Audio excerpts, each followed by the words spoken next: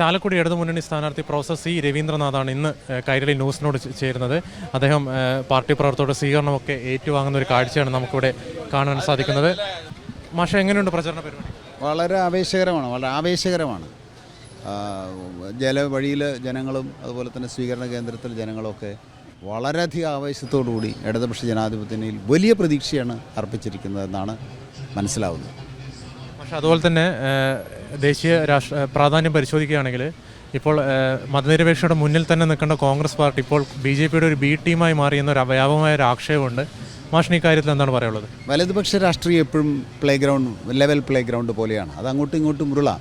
കാരണം അവരുടെ സാമ്പത്തിക നയം ഒന്ന് തന്നെയാണ്, രണ്ടുപേരും സാമ്പത്തികം ഒന്ന് തന്നെയാണ്. അപ്പോൾ വാസ്തവത്തിൽ വലതുപക്ഷ രാഷ്ട്രീയം എന്ന് പറയുന്നത് വ്യവസ്ഥിതിയെ നിലനിർത്താനുള്ള രാഷ്ട്രീയമാണ്. അതുകൊണ്ട് തീർച്ചയായിട്ടും അത് ഒരേപോലെ പരസ്പര പൂരകമായി പോകുന്നതാണ്. അതിൽ വലിയ അത്ഭുതമൊന്നുമില്ല, വളരെ സിമ്പിളാണ്. ഈ നിലനിൽക്കുന്ന ചൂഷണ വ്യവസ്ഥിതിയെ നിലനിർത്താൻ ശ്രമിക്കുന്നവരാണല്ലോ വലതുപക്ഷം. അതാരായാലും അവർ ഒരേ കാര്യമാണോ ചെയ്യുക, ഒരു വ്യത്യാസമില്ല. അപ്പോൾ സൈദ്ധാന്തികമായി ഇത് രണ്ടും ഒന്ന് തന്നെയാണെന്ന് മനസ്സിലാവും. പക്ഷേ ഇടതുപക്ഷം അതല്ല. ഇടതുപക്ഷം നിലനിലുള്ള വ്യവസ്ഥയെ മാറ്റിക്കൊണ്ട് പുതിയൊരു വ്യവസ്ഥയിലേക്ക് മാറാൻ ശ്രമിക്കുന്നു. അതിനെയാണ് പുരോഗമനം എന്ന് പറയുന്നത്. അപ്പോൾ അതുകൊണ്ട് അത്തരത്തിലൊരു പുരോഗമന രാഷ്ട്രീയത്തിന് മാത്രമേ പുരോഗമനപരമായൊരു സംസ്കാരത്തെ നിലനിർത്താൻ പറ്റുള്ളൂ. അതാണ് മതനിരപേക്ഷത.